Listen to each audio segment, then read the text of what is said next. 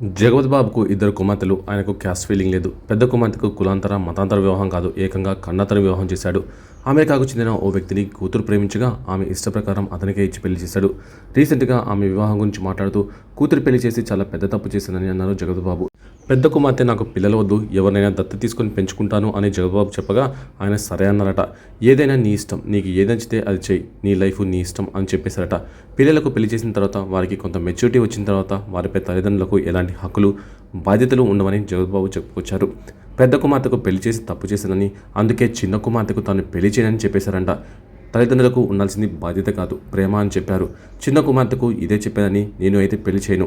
నువ్వు ఎవరినైనా ఇష్టపడినా, ప్రేమించిన వ్యక్తి ఎవరైనా ఉంటే చెప్పు, అతన్ని పెళ్లి చేసుకుంటానంటే అప్పుడు పెళ్లి చేస్తా. నాకు నేనుగా పెళ్లి మాత్రం చేయనని చిన్న కుమార్తెకు జగపతిబాబు చెప్పారట. ఆయన ఇంత ఓపెన్గా ఉండడం చూసి అందరూ షాక్ అవుతున్నారు.